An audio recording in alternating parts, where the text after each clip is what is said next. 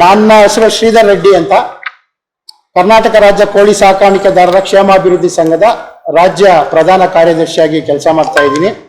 ಇವತ್ತು ಪತ್ರಿಕಾಗೋಷ್ಠಿ ಕರೆದಿರುವ ಉದ್ದೇಶ, ಸುಮಾರು ನಾವು ಒಂದು 8 ತಿಂಗಳಿಂದ ಕಂಪನಿಗಳಿಂದ ಇಂಟಿಗ್ರೇಷನ್ ಪದ್ಧತಿಯಲ್ಲಿ ಕೋಳಿ ಸಾಕಾಣಿಕೆ ಮಾಡುತ್ತಿರುವ ಕೋಳಿ ಸಾಕಾಣಿಕಾ ರೈತರಿಗೆ ಮಿನಿಮಮ್ ಗ್ರೋಯಿಂಗ್ ಚಾರ್ಜಸ್ 20 ರೂಪಾಯಿ ನಿಗದಿ ಮಾಡಬೇಕು ಮತ್ತು ಅದೇ ರೀತಿ ಸರ್ಕಾರದಿಂದ ಹಲವು ರೀತಿಯ ಸೌಲಭ್ಯಗಳನ್ನು, ಸಹಾಯಧನವನ್ನು ನೀಡಬೇಕು ಅಂತೇಳಿ ನಾವು ಕರ್ನಾಟಕ ರಾಜ್ಯದ ಮುಖ್ಯಮಂತ್ರಿಗಳಿಗೆ, ಪಶುಸಂಗೋಪನಾ ಸಚಿವರಿಗೆ ಮತ್ತು ಇಲಾಖೆಯ ಮುಖ್ಯ ಕಾರ್ಯದರ್ಶಿಗೆ, ಕಮಿಷನರ್ ಅವರಿಗೆ, ಆಯುಕ್ತರಿಗೆ ಮನವಿ ಪತ್ರಗಳನ್ನು ನೀಡಿ ನಾವು ಹೋರಾಟವನ್ನು ನಡೆಸಿದ ಕಾರಣ ಇವತ್ತು ಸರ್ಕಾರದಿಂದ ಮಧ್ಯಂತರ ಆದೇಶವಾಗಿ ಕನಿಷ್ಠ 1 kg ಕೋಳಿ ಸಾಕಾಣಿಕಾ ರೈತರಿಗೆ 10 ರೂಪಾಯಿ ನಿಗದಿ ಮಾಡಿ ಆಯುಕ್ತರಿಗೆ ಮಂತ್ರಿಗಳು ಆದೇಶವನ್ನು ಹೊರಡಿಸಿದ್ದಾರೆ. ಅದರ ವಿಚಾರವಾಗಿ ತಮ್ಮ ಗಮನಕ್ಕೆ ಮತ್ತು ರಾಜ್ಯದ ಕೋಳಿ ಸಾಕಾಣಿಕಾ ರೈತರಿಗೆ ತಿಳಿಸಲಿಕ್ಕೆ ನಾವು ಇವತ್ತು ಪತ್ರಿಕಾಗೋಷ್ಠಿಯನ್ನು ನಡೆಸ್ತಾ ಇದ್ದೀವಿ. ಏನಿವತ್ತು ನಾವು ಕೋಳಿ ಸಾಕಾಣಿಕಾ ರೈತರು ರಾಜ್ಯದಲ್ಲಿ ಒಂದು 25,000 ಜನ ಕೋಳಿ ಸಾಕಾಣಿಕಾ ರೈತರಿದ್ದೀವಿ.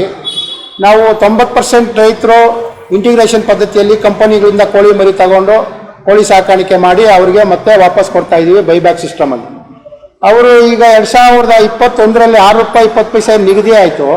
ಅದ್ರ ನಂತರ ಪ್ರತಿ ವರ್ಷ ನಮಗೆ 50 ಪೈಸೆ 1 ರೂಪಾಯಿ ಹೆಚ್ಚಿಗೆ ಮಾಡಿಕೊಡ್ತೀವಿ ಅಂತ ಹೇಳಿದ್ದು ಕಂಪನಿಗಳು. 5 ವರ್ಷ ಆದ್ರೂ ಕಂಪನಿಗಳು ರೈತರಿಗೆ ಸಾಕಾಣಿಕೆ ವೆಚ್ಚ ಜಾಸ್ತಿ ಕೊಡೋದಕ್ಕೆ ಯಾರೂ ಮುಂದೆ ಬರಲಿಲ್ಲ. ಅದನ್ನು ಗಮನಿಸಿ ನಾವು ಸುಮಾರು 8 ತಿಂಗಳಿಂದ ಈಚೆ ಎಲ್ಲ ಮುಖ್ಯಮಂತ್ರಿಗಳಿಗೆ, ಸಚಿವರಿಗೆ, ಇಲಾಖೆಗೆ ಮನವಿಗಳನ್ನು ಕೊಟ್ವಿ. ಇದರ ಭಾಗವಾಗಿ 8/5/2025ಕ್ಕೆ ನಾವು ಮನವಿಯನ್ನು ಸಲ್ಲಿಸಿದ್ವಿ. ಇದರ ಪ್ರಯುಕ್ತ ಆಯುಕ್ತರು 19/9/2025ಕ್ಕೆ ಕಂಪನಿಗಳು ಮತ್ತು ರೈತರ ಮೊದಲ ಸಭೆಯನ್ನು ನಡೆಸಿದರು. ಇದಾದ ಮೇಲೆ 31/1/2026ಕ್ಕೆ ಮತ್ತೊಂದು ಕಂಪನಿ ಮತ್ತು ರೈತರ ಸಭೆಯನ್ನು ನಡೆಸಿದರು. ಅಲ್ಲಿ ರೈತರ ಖರ್ಚು ವೆಚ್ಚಗಳು ಏನು ಸಮಸ್ಯೆಗಳಿದೆ ಅದನ್ನೆಲ್ಲನೂ ನಾವು ಸಂಘದ ಮುಖಾಂತರ ಇಲಾಖೆಗೆ ನಾವು ವರದಿಯನ್ನು ಕೊಟ್ವಿ. ಕಂಪನಿಗಳು ಅವರ ವಿಚಾರಗಳನ್ನು ಸರ್ಕಾರ ತಿಳ್ಕೊಂಡು ಮತ್ತೆ 11/2/2026ಕ್ಕೆ ಕಂಪನಿಗಳನ್ನು ಮಾತ್ರ ಸಭೆಯನ್ನು ಕರೆದು ಒಂದು ಚರ್ಚೆಯನ್ನು ಮಾಡಿದರು. ಇದರ ಮಧ್ಯೆ ಕರ್ನಾಟಕ ವಿಧಾನಸಭೆ ಅಧಿವೇಶನದಲ್ಲಿ ಸದನದಲ್ಲಿ KGF ಶಾಸಕರು ಡಾಕ್ಟರ್ ರೂಪಕಲಾ ಶಶಿಧರ್ ಮೇಡಮ್ ಅವರು ನಮ್ಮ ಸಂಘದ ಮನವಿಗೆ ಸ್ಪಂದಿಸಿ ವಿಧಾನಸಭೆ ಅಧಿವೇಶನದಲ್ಲಿ ನಮ್ಮ ಸಮಸ್ಯೆಗಳ ಬಗ್ಗೆ ಪ್ರಶ್ನೆಯನ್ನು ಮಾಡಿದರು. ಆ ಪ್ರಶ್ನೆ ಮಾಡಿದ ಸಂದರ್ಭಕ್ಕೆ ನಮ್ಮ ಸಚಿವರು ಒಂದು ಕೋಳಿ ಸಾಕಾಣಿಕಾ ಮತ್ತು ಕಂಪನಿಗಳಿಗೆ, ರೈತರಿಗೂ ಮತ್ತು ಕಂಪನಿಗಳ ಮಧ್ಯೆ ಒಂದು ಸಮಿತಿಯನ್ನು ರಚನೆ ಮಾಡ್ತೀವಿ, ಆ ಸಮಿತಿ ವರದಿ ಬಂದ ನಂತರ ಅದರ ಮೇಲೆ ಕ್ರಮ ತಗೊಳ್ತೀವಿ ಅಂತ ಹೇಳ್ಬಿಟ್ಟು ಉತ್ತರವನ್ನು ರಾಜ್ಯದ ಕೋಳಿ ಸಾಕಾಣಿಕಾ ರೈತರಿಗೆ ನೀಡಿದರು.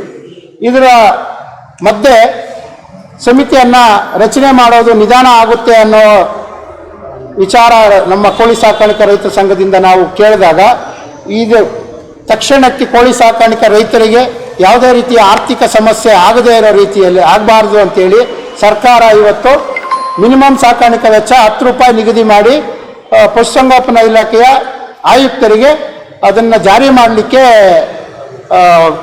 ನಿರ್ದೇಶನ ನೀಡಿದ್ದಾರೆ. ಅದನ್ನು ಆದಷ್ಟು ಬೇಗ ಜಾರಿ ಮಾಡಿ ಕಂಪನಿಗಳಿಗೆ ಅದನ್ನು ಕಳಿಸಿ ರೈತರಿಗೆ ಸಹಾಯ ಮಾಡಬೇಕಾಗಿ ಅವ್ರಿಗೆ ನಾವು ಸಂಘದ ಮುಖಾಂತರ ಮನವಿಯನ್ನು ಸಲ್ಲಿಸ್ತೀವಿ.